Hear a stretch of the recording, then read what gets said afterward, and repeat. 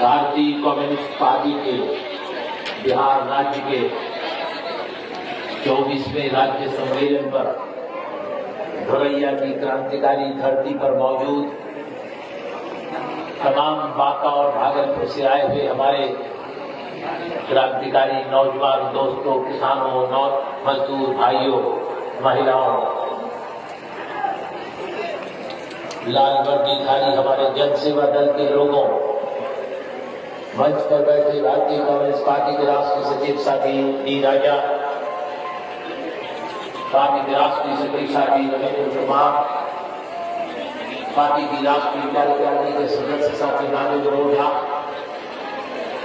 Party की राज्य सचिव साथी राम नरेश पांडे, मंच पर बैठे हुए भारतीय कम्युनिस्ट पार्टी विधानमंडल दल के नेता साथी राम रतन सिंह, विधान परिषद के सदस्य डॉक्टर संजय, मंच पर बैठे हुए और तमाम हमारे नेतागण, मैं अधिक आप सबको क्रांतिकारी अभिनंदन पेश करते हुए अपनी ही सरजमी पर, क्योंकि मैं इसी बांका में पैदा हुए, आपका क्रांतिकारी स्वागत और अभिनंदन।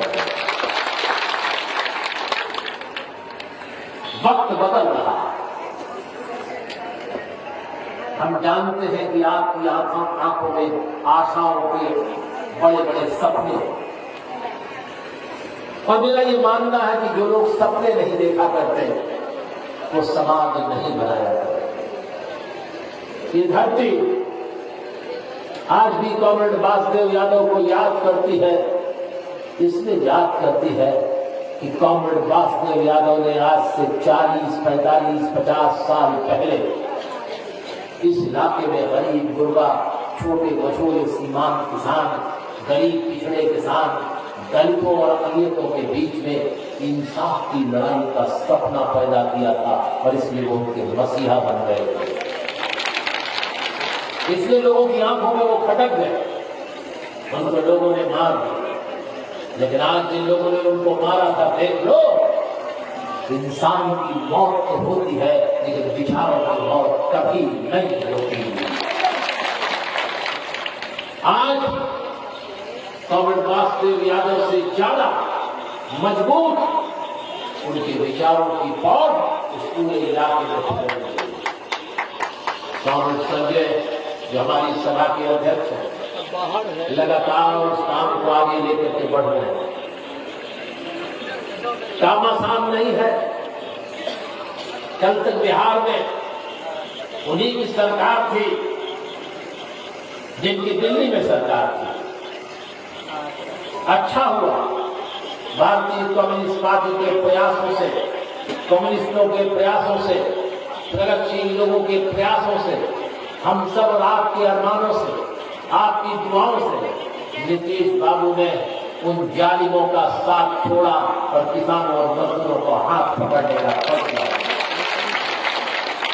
लेकिन जालिम के जुर्म और इंसाफ की लड़ाई, अरमानों का सपना, अरमानों की प्राप्ति, अपने घर में खुशहाली, नौजवान के हाथ में काम, विद्यार्थियों को पढ़ने का अवसर, महिलाओं को सम्मान और खेती में काम करने वाले किसानों को उसकी पैदावार का उचित लाभकारी दाम, और खेत में काम करने वाले खेत मजदूर को उसके इंसाफ की लड़ाई अभी हमको लड़नी है। और इस महागठबंधन से हम लड़ करके सरकार जो हमने बनाई है, इन सारे रास्तों में हम आपको सहूलियत दिलाने की लड़ाई को तेज करते रहे। काम आसान नहीं है। बिहार 14 करोड़ का राज्य, पिछड़ा। अभी साथी संजय कुमार यादव जी कह रहे थे कि आधा बिहार सूखे में परेशान है, आधा बिहार बाढ़ से ग्रसित है, आधे बिहार के अंदर रोपनी नहीं हुई, बिया रोपा गया, सुखाड़ हो गया, रोपनी खत्म हो गई, बीए का भी पैसा बर्बाद हो गया। नीतीश जी केंद्र सरकार से भाई थोड़ा चुप रहिए।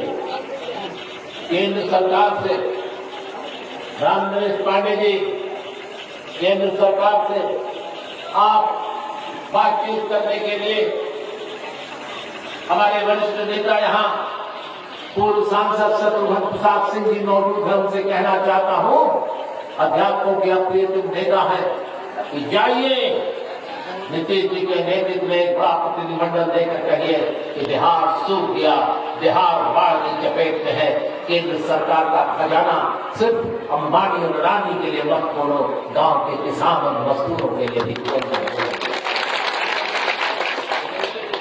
ये लड़ाई कभी अपने मकसद पर पहुंचेगी जब आप मजबूती से संघर्षों में आगे खड़े हो। आप रणवीर से यहां बैठे हो, पसीना आपका भी बह रहा है और पसीने से मैं भी तराबोर हो रहा हूं, लेकिन बिना लड़े हुए कोई बात बनती नहीं है। कहते हैं बिना हवा के पत्ता नहीं हिलता, बिन हवा न पत्ता हिलता है और बिन लड़े न हिस्सा मिलता है। इसे लड़ाई करनी होगी हिस्सेदारी के लिए, चाहे वो सामाजिक न्याय का सवाल हो, चाहे रोजी और रोटी का सवाल हो, चाहे वो अर्थव्यवस्था में भागीदारी का सवाल हो या केंद्रीय राज्य संबंधों के आधार पर बिहार के पिछड़ेपन में हमको नए रास्ते तलाश करने का समय। मोदी जी, आज सारे देश में आपके जटायु आपका जन्मदिन मना रहे हैं। बहुत अच्छा है। मैं चाहता हूं कि आपकी उम्र भी खूब बढ़ जाए, उतनी बढ़ जाए जितनी पेट्रोल का दाम होगा। क्या मुनिलाल पासवान जैसा संभव है? बड़ा मुश्किल लगता है 2024 में आपकी उम्र बढ़ जाए और मोदी जी आपकी दाढ़ी उतनी लंबी बढ़ जाए जितना नौजवानों के बीच में बेरोजगारी बढ़ रही है। मोदी जी, आप औंधे मुंह ऐसे गिरे 2024 के चुनाव में जैसे भारत का रुपया नीचे गिर गया। ये बदलता हुआ समाज, इसके अरमानों की लड़ाई, वो मध्यमाल की दल जिनके दिलों में गरीब किसान खेत मजदूरों के लिए दर्द नहीं है, बेरोजगार नौजवानों के लिए दर्द नहीं है, जिनके दिलों में देश की आधी आबादी के लिए दर्द नहीं है, जिस आधी आबादी के पास 2 जोड़े साड़ी भी नहीं है, पेटीकोट भी नहीं है, लंबे लंबे वादे जरूर हैं, उस आबादी को संगठित होने की जरूरत है। मैं अपनी माताओं बहनों को जो बड़ी संख्या में यहाँ आए हैं उनसे ये कहना चाहता हूं कि लड़ाई लंबी है, दिल मत छोटा करना। आज नहीं तो कल इसी दीवार में अपने संघर्षों के मुट्ठियों से और मजदूरों के हथौड़ों से हम एक नई रास्ता निकालेंगे, एक नई खिड़की खोलेंगे जिससे नई हवा आएगी, नई सोच पैदा होगी, तभी भारत बदलेगा, तभी हिंदुस्तान बदलेगा। धर्म के नाम पर बहुत लूट रहे हो भाई। धर्म दिल का सवाल है। मजहब और मजहब की राह दिल की बात और मजहब की राह दिल की राह से गुजरती है। लेकिन आप मजहब को सियासत का, धर्म को सियासत का, राजनीति का हिस्सा बनाकर कभी हिंदू और मुसलमान, कभी शमशान और कब्रिस्तान, कितने साल बाद पहले मत जाना, गांव के अंदर बड़ा गजब हो जाएगा अगर आपके कुएं से दलित ने पानी पी लिया तो उस दलित को अधमरा कर मार दिया। अरे भाई, और वो यादव है, कुर्मी है, कोयरी है, कहार है, धानुक है, उसकी चाय की दुकान से चाय मत पीना। बाबू साहब, आपका धर्म भ्रष्ट हो जाएगा। और अब भाई बदला है समाज, पढ़ने लिखने से बदला, नौजवानों की सोच बदली है, पढ़ाई लिखाई में भी भूमिका अदा की है। भारत की फिल्मों ने भी 50, 60, 70 के दशकों में भाई सीताराम सिंह जी जो इफ्ता के गीतकार है, जो उनकी टोली में लोगों का जहन और दिमाग बदला है। आदमी आदमी आदमी पैदा हुआ, कोई न कोई धर्म और कोई न कोई मजहब में पैदा हुआ। मैं किसी बांका में पैदा हुआ, शहर के पास राजपूत घराने में पैदा हुआ। आप यादव के यहां पैदा हुए, आप कुर्मी के यहां पैदा हुए, आप कोयली के यहां पैदा हुए, आप कहार के यहां पैदा हुए, आप वासुदेव राय जी जो हमारे पार्टी के नेता थे,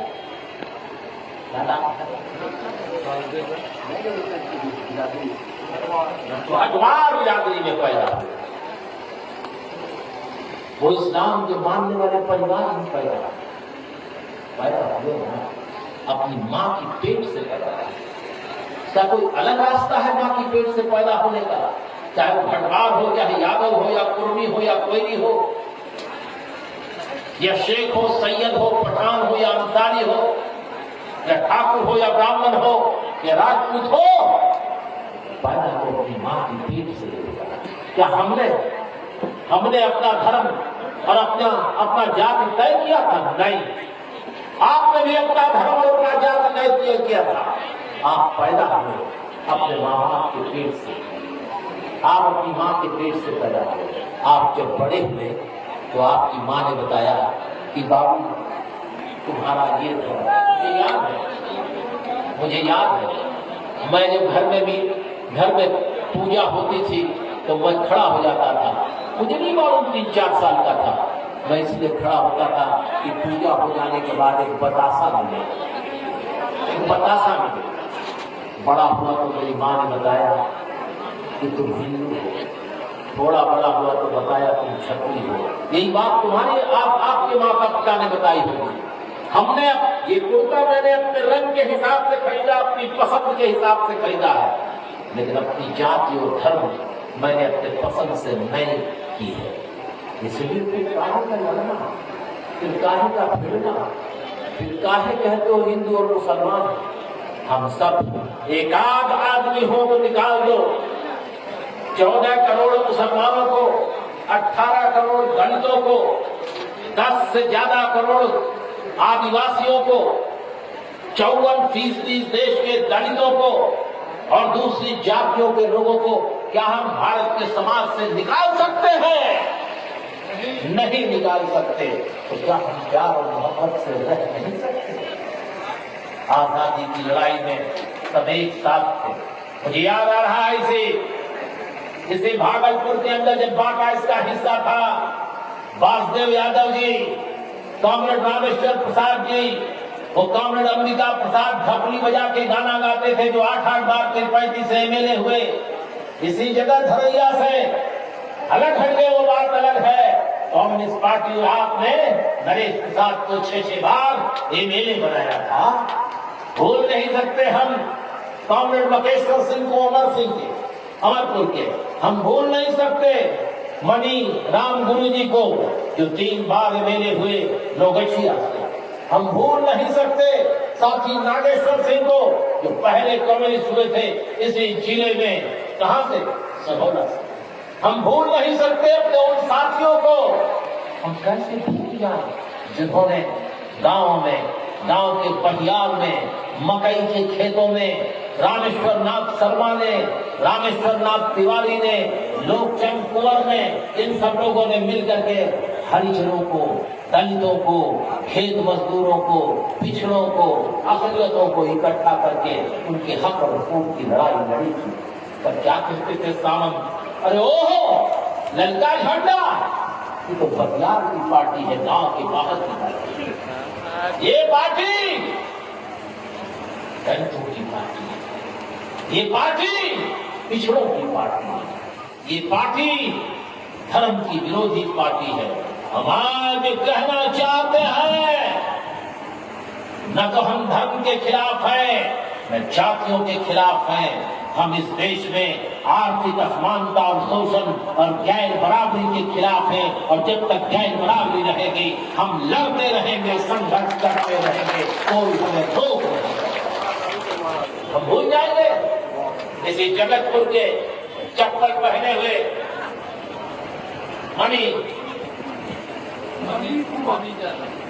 यादव गांव गांव में लोगों को इकट्ठा करते। हम भूल जाएंगे दीक्षित जी को जो मुकदमा लड़ते थे, सब तमाम खेत मजदूर हलधर दीक्षित। मेरे दिमाग में एक एक नाम याद आ गया। जब आपकी लड़ाई लड़के आज आपका सर अपना सर ऊंचा करने का मौका दिया। आप अभी भी कभी जाग में चले जाते हो, कभी पाक में चले जाते हो, कभी इसमें चले जाते हो, कभी अरे उसकी हवा चल रही है। हवा अपनी चलाओ कि इंसाफ की हवा चले और इंसाफ से नए रास्ते से आपकी जिंदगी में खुशहाली आए, वो हवा चलाओ।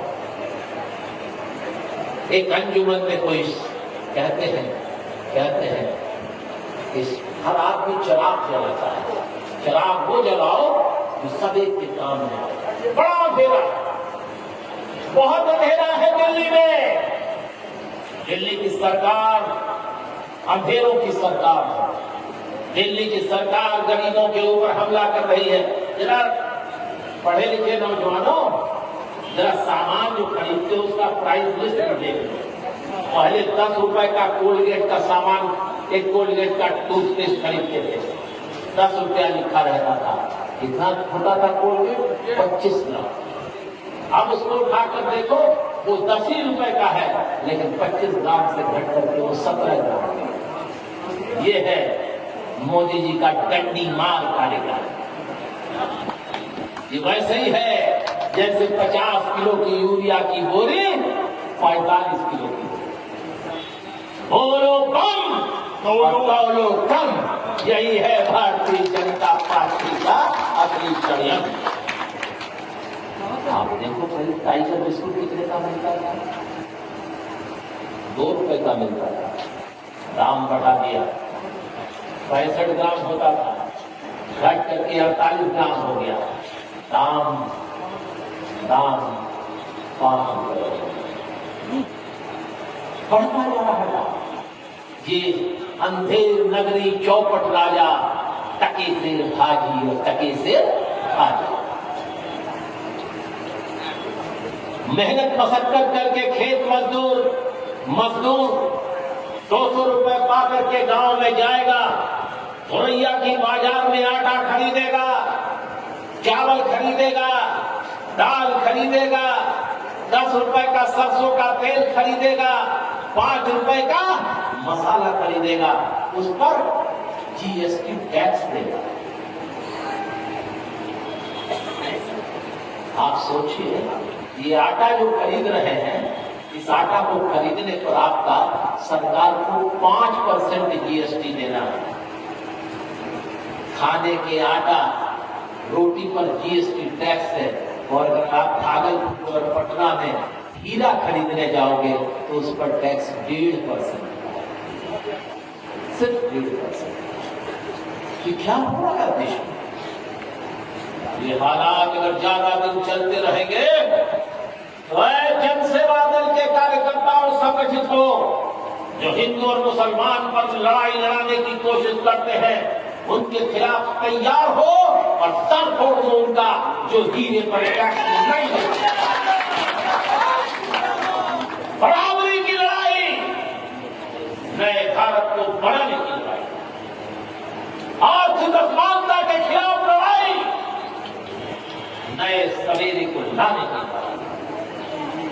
कम्युनिस्ट पार्टी, भारतीय कम्युनिस्ट पार्टी, हम घरों में जब हम थे ना, हम जब थे मजबूत थे पार्लियामेंट में, असेंबली में, जब शत्रुघ्न प्रसाद सिंह जी पार्लियामेंट में थे, जब इंद्रजीत गुप्ता जी इसी धोरैया में आए थे गृह मंत्री की हैसियत से, अवधेश राय जी, समझो प्रकाश जी, तब किसी की हिम्मत नहीं होती थी कि सड़क पे चलते हुए दिन दहाड़े आदमी को काट मॉब लिंचिंग धर्म के नाम पर। कम्युनिस्ट पार्टी कमजोर हुई, वो संविधान कमजोर कर रहे। किसका संविधान, कैसा संविधान? एक बात याद रखना, जिस देश में धर्म की बुनियाद पर सरकारें चला करती है वो जालिम सरकारें। पाकिस्तान में जियाउल हक ने अपने 11 साल के शासनकाल में, आजादी के बाद पाकिस्तान इस्लामिक राष्ट्र नहीं हुआ, उसके 30 साल बाद जियाउल हक ने, जनरल जियाउल हक जब वहां राष्ट्रपति बने, फौज का शासन हो गया, तो उन्होंने पाकिस्तान को इस्लामिक राज्य बना दिया। और इस्लामिक राज्य बनाने के बाद क्या किया, आज देख लीजिए कैसा गुनाह हो रहा है। वही कुछ लोग भारत में भी करना चाहते हैं। तब वहां के बड़े शायद हबीब जालिब ने कहा था, एक नजर अपनी जिंदगी पे डाल, एक नजर अपनी जिंदगी पे डाल, एक नजर अपने अर्दली पे डाल। ये धार्मिक देश के बारे में कह रहा हूं।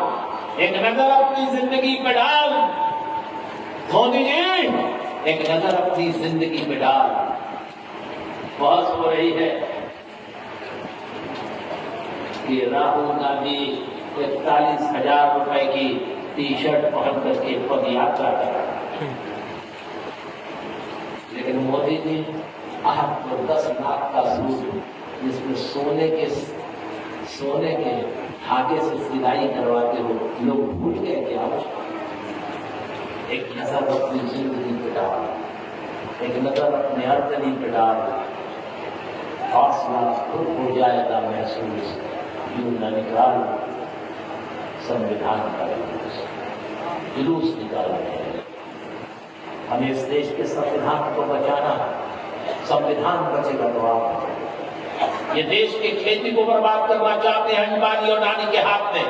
अरे वर्षों तक अडानी चौथे नंबर का आदमी था दुनिया के अंदर, आप